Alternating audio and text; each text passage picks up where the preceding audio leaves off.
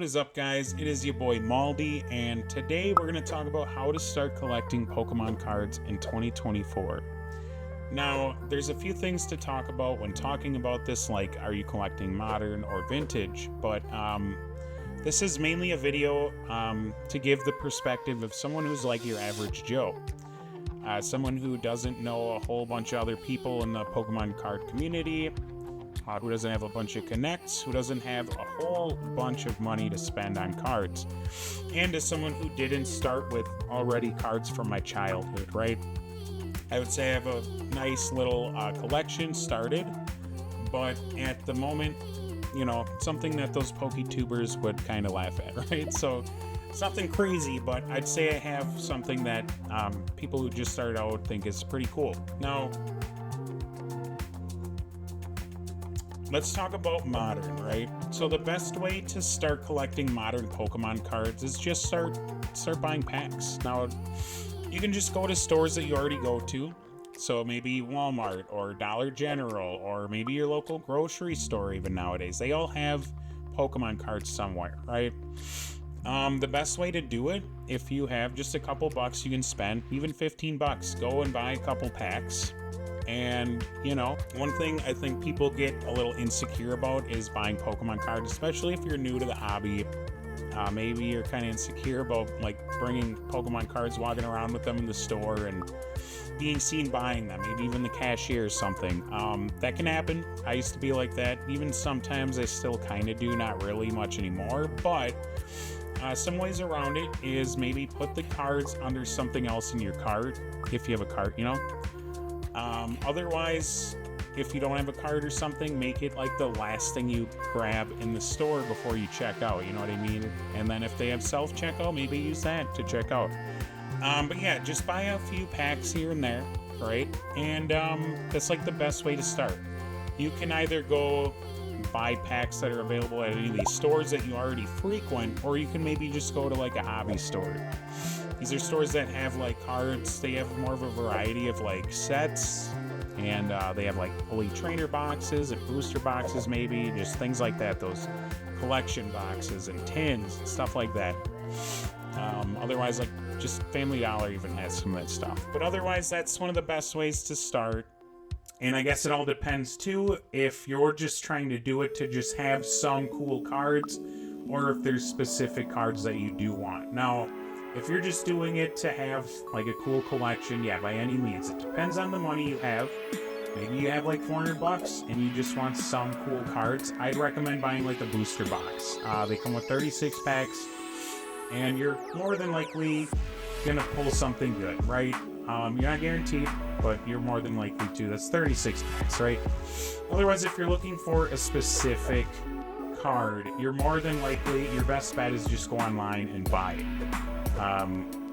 One of the things is, this is an example I'm going to use right now. That's crazy, actually. A Chinese one is 38 bucks. But otherwise, this Blaziken VMAX alternate art is a card that went way high in value, right? So it's almost 200 bucks now.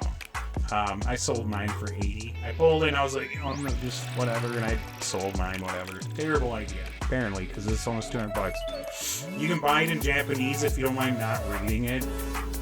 Otherwise, if you just really want this card this bad, you're better off buying it directly, other than going and buying a booster box and like potentially not pulling it and whatever, you know. So, because that's a lot more money.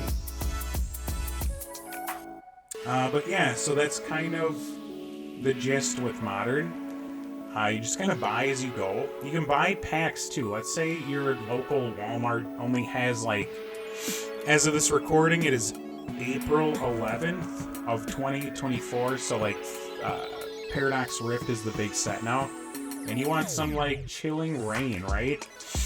You can always just look online. eBay is a great place to look for cards. That's where I look. There's also places like Whatnot and stuff. I just go to eBay. It's reliable. And that's kind of the gist with modern though, right? So you basically just start by buying. It takes a while, takes time, but you just want to kind of buy as you go, as you have a little bit of money to spend, go ahead, go to the store, buy some packs. If there's something you want specifically, maybe you want to go online, maybe you want to go to a retro store, hobby store, what have you, that sells like more of a variety of cards. That's another thing. Now, if we're talking vintage, vintage is a little different. If you're gonna collect vintage, you're probably my age, and I'm 27 right now, so you're probably older than that, or you might be a little younger, but you're probably older than that if you're gonna collect vintage, because especially with vintage, you're probably just chasing specific cards.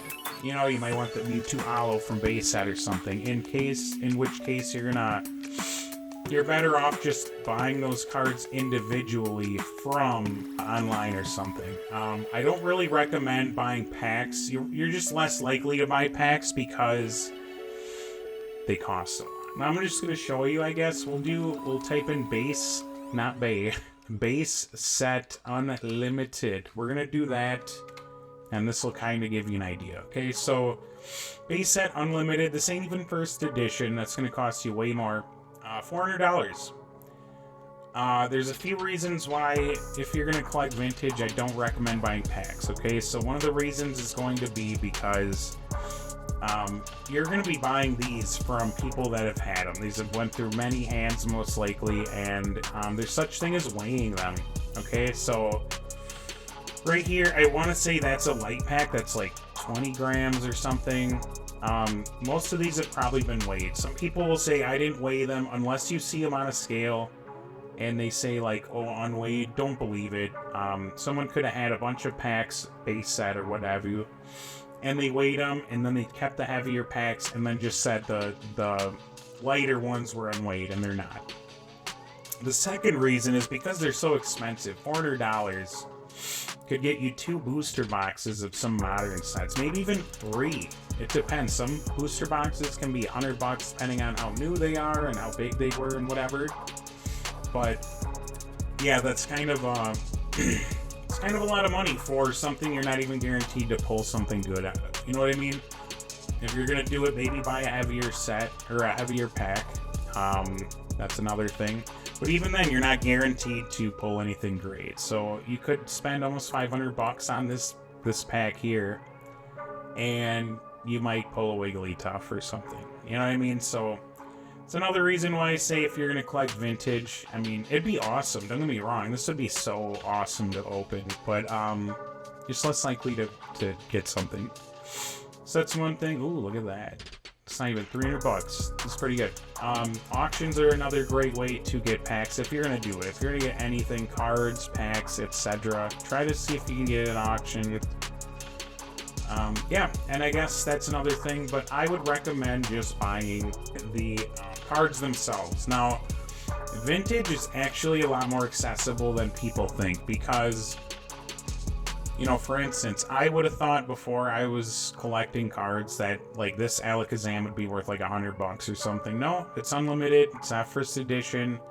It's in pretty good condition, but yeah, $19. Another thing, if you really, really want the card and you don't care how it looks exactly, you can either buy a like worse condition card, or like I said before, Japanese cards.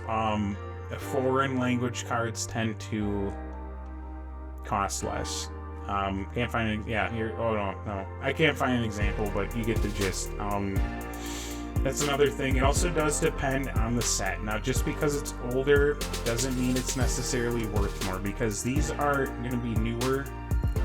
These are newer than base set and Neo Genesis and stuff, and these are like $500. These are E-Series. These have e-reader cards. They have little lines going down the left side of them.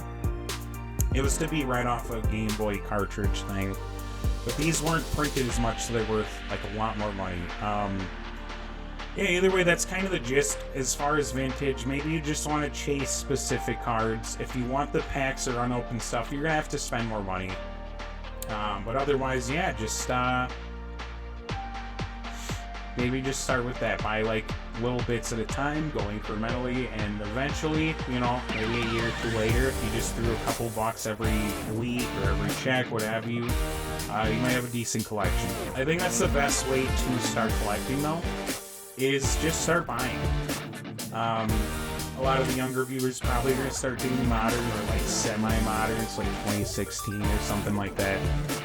But I guess it all depends. I just kind of gave you the rundown on vintage and modern. There's ways to do it slow and cheap, and then if you have a bunch of money, which, you know, I mean, honestly, I feel like a lot of people don't, you could buy just straight up like, holy crap, that's sealed. $1,500. I doubt you probably want to spend that. So just take it slow and slow, and yeah, and then you have all the options to do. I guess that's about it, guys, as far as Pokemon card collecting. That's all I really got. If you like the video, feel free to leave a like. If you have any questions, leave a comment down below, or if you just want to let me know something, you know. And consider subscribing. You know, I make Pokemon content here and there, and I'm trying to make more, so it really helps if you subscribe or like and comment. Other than that, guys, thank you so much for watching the video. Hope you have a great day, and I'll see you in the next one.